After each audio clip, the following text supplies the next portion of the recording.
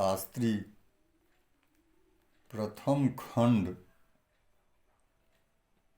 अनिवार्य द्वितीय पत्र हिंदी में गोदान लेखक प्रेमचंद्र जी की 17वां परिच्छेद में जब सोहन का तबीयत बिगड़ जाता है तो निर्मला की माँ कहती है जो नज़र लग गई है किसी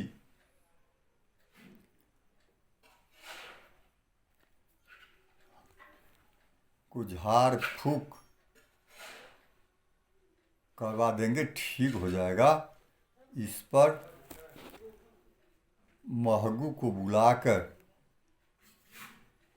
बच्चे को दिखा दिया तो महगू हंसकर बोला, मालकिनी यह दीठ है और कुछ नहीं, जरा पतली पतली तिलियाँ तो मंगा दीजिए, भगवान ने चाहा तो सांझ तक बच्चा हंसने लगेगा।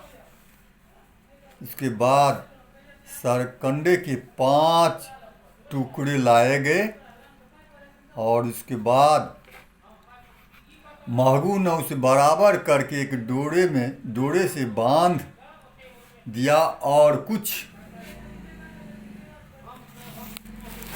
बुदबुदाकर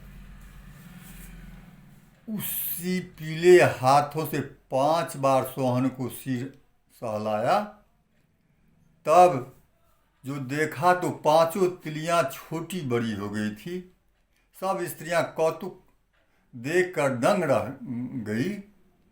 अब नजर में किसी का संदेह हो जाता था। महगू ने फिर बच्चे को तिलियां से सहलाना शुरू किया। अब की तिलियां बराबर हो गई, केवल थोड़ा सा अंतर रह गया। सब इस बात का प्रमाण था कि नजर का असर अब थोड़ा सा रह गया है। महगू सबको दिलासा देकर शाम को फिर आने का वादा करके चला गया। बालक की दशा दिन से और भी खराब हो गई। खांसी जोर हो गया। शाम के समय महगू ने आकर फिर तिलियां का तमाशा किया। इस वक्त 5 तिलियां बराबर निकली। स्त्रियां निश्चिंत हो गई, लेकिन सोहन की सारी रात खांसते गुजरी।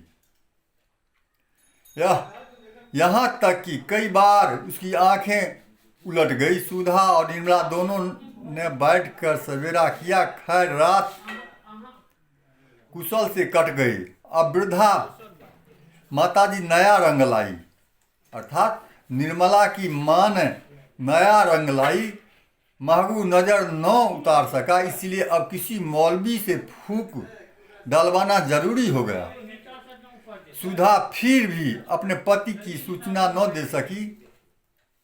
महरी सोहन को एक चादर से लपेट कर मस्जिद में ले गई और फूक डलवा लाई। शाम को भी फूक छोड़ी गई। सोहन ने सिर न उठाया। रात आ गई। सुधा ने मन में निश्चय किया कि रात कुशल से बीतेगी तो प्रातः काल ही पति को तार दूंगी। लेकिन रात कुशल से न बीतने पाई। आधी रात जाते जाते बच्चा हाथ से निकल जाते हैं। आधी रात जाते जाते बच्चा हाथ से निकल गया। सुधा की जीवन संपत्ति देखते देखते उसके हाथों से छीन गई। वही जिसके विवाह का 2 दिन पहले विनोद हो रहा था, आज सारा घर को रुला रहा है। जिसकी भोली भाली सूरत देखकर माता की छाती फूल उठती थी, उसी को देखकर आज माता की छाती फटी जाती थी। सारा घर सुधा को समझाता था, पर उसके आंसू न थमते। सब्र न होता था। सबको बड़ा दुख इस बात का था कि पति को कौन मुंह दिखलाऊं, उन्हें खबर तक न थी। रात को ही तार दिया गया और दूसरे दिन डॉक्टर सिन्हा 9 बजते बजते मोटर से आ पहुंचते हैं। सुधा उनके आने की खबर पाई और भी फूट फूट कर रोने लगी। बालक की जलक्रिया हुई। डॉक्टर साहब कई बार अंदर आए पर सुधा उनके पास न गई। उनके सामने कैसे जाए, कौन मुंह दिखाए। उसे अपनी नादानी से उसकी जीवन का रत्न छीन कर दरिया में डाल दिया। अब उसके पास जाते उसकी छाती के टुकड़े टुकड़े हुए जाते थे। बालक को उसकी गोद में देखकर पति की आंखें चमक उठती थी। बालक ठुमुक ठुमुक कर पिता की गोद में चला जाता था। माता फिर बुलाती तो पिता की छाती से लिपट जाता था और लाख चुमकारने दुलारने पर भी बाप की गोद न छोड़ता था।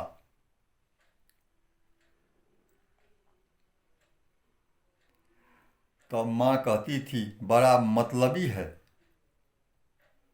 आज वह किसे गोद में लेकर पति के पास जाएगी। उसकी सुनी गोद देखकर कहीं वह चिल्लाकर रो पड़े। पति के सम्मुख जाने की अपेक्षा से मर जाना ही आसान जान पड़ता था। वह एक क्षण के लिए भी निर्मला को न छोड़ती थी कि कहीं पति से सामना न हो जाए। निर्मला ने कहा, बहन, अब तो जो होना था वो हो चुका। अब उनसे कब तक भागती फिरोगी।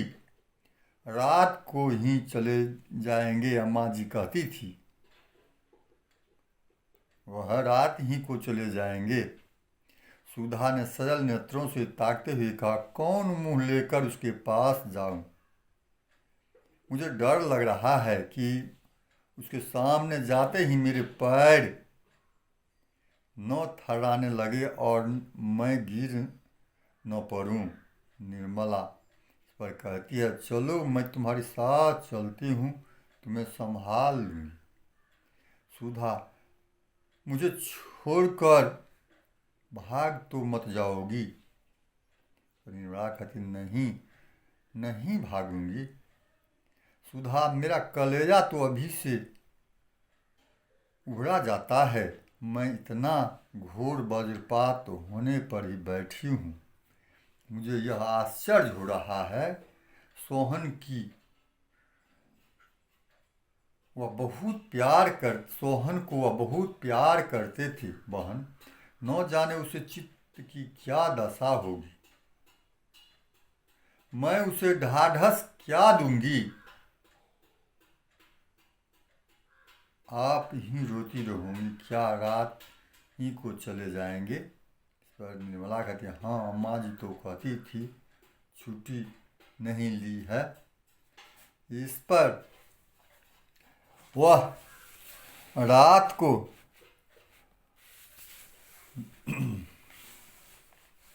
दोनों सहेली मर्दाना की ओर चली, लेकिन कमरे के द्वार पर पहुंचकर सुधा ने निर्मला को विदा कर दिया। अकेली कमरे में दाखिल हुई। डॉक्टर साहब घबरा रहे थे कि न जाने सुधा की क्या दशा हो रही है। भांति भांति की शंकाएं मन में आ रही थी। जाने को तैयार तो थे, लेकिन जी चाहता न था। जीवन शून्य सा मालूम होता था। मन ही मन कूद रहे थे। अगर ईश्वर की इतनी जल्दी यह पदार्थ देकर छीन लेना था तो दिया ही क्यों था। उन्होंने तो कभी संतान के लिए ईश्वर से प्रार्थना भी न की थी। वह आजन्म निसंतान रह सकते थे, पर संतान पाकर उसे वंचित हो जाना उन्हें असहाय जान पड़ता था। क्या सचमुच मनुष्य का खिलौना सचमुच मनुष्य ईश्वर का खिलौना है। यह मानव जीवन का महत्व है। माने यही मानव जीवन का महत्व है। वह केवल बालकों का धरौदा है जिसके बनने का न कोई हेतु है न बिगड़ने का। फिर बालक को भी अपने धरौदे से, अपने कागज की नावों से, अपने लड़की के घोड़ों से ममता होती है। अच्छे खिलौने को वह जान के पीछे छिपा कर रखते हैं। अगर ईश्वर बालक ही हैं तो वह विचित्र बालक। किंतु वृद्ध तो ईश्वर का यह रूप स्वीकार नहीं करती। अंततः सृष्टि का कर्ता उदंड बालक नहीं हो सकता। हम उसे उन सारे गुणों से विभूषित करते हैं जो हमारी बुद्धि के पहुंच से बाहर हैं। खिलाड़ीपन तो उस महान गुणों में नहीं। क्या हंसते खेलते बालकों का प्रण हर लेना कोई खेल है? यदि ईश्वर ऐसा पैशाचिक खेल खेलता है। सासा सुधा दबे पांव कमरे में दाखिल हुए। डॉक्टर साहब उठ खड़े हुए और उसके समीप आकर के बोले, तुम कहाँ थी सुधा? मैं तुम्हारी राह देख रहा था। सुधा की आंखें में कमरा तैरता जान पड़ा।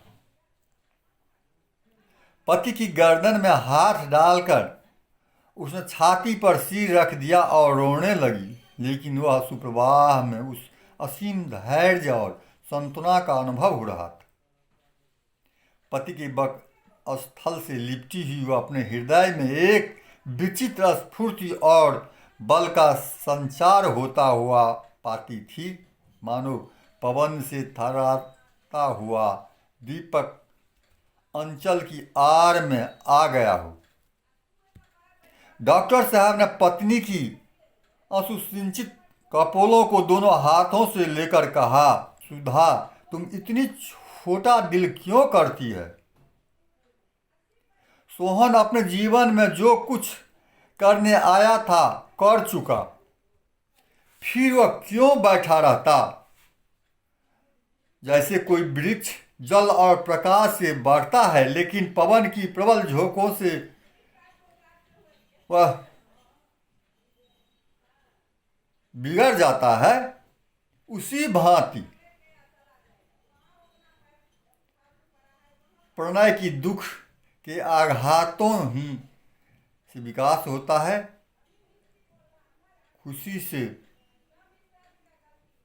खुशी में साथ हंसने वाले बहुतेरे मिल जाते हैं। जो रंज में जो साथ रोए वही हमारा सच्चा मित्र है। जिन प्रेमियों के साथ रोना नहीं नसीब हुआ, मैं मोहब्बत के मजे क्या जाने। सोहन की मृत्यु ने आज हमारे द्वैत को बिल्कुल मिटा दिया। आज ही हमने एक दूसरे का सच्चा स्वरूप देखा। सुधा ने सिसकते हुए कहती है, मेरे नज़र में धोखे में भी थी। हाय, तुम उसका मुंह भी न देख पाए। न जाने इन दिनों उसे इतनी समझ कहाँ से आ गई। अब मुझे रोते देखता तो अपने कष्ट भूलकर मुस्कुरा देता। तीसरे ही दिन मेरे लाडले की आंखें बंद हो गई। कुछ दवा दर्पण भी न करने पाई। यह कहते हुए सुधा की आंसू फिर उमड़ आए। डॉक्टर सिन्हा ने उसे सीने से लगाकर करुणा से कांपती हुई आवाज से कहा, प्रिय, आज तक कोई ऐसा बालक या वृद्ध न मरा होगा जिसके घर वाले की उसकी दवा दर्पण ने लालसा पूरी हो गई हो।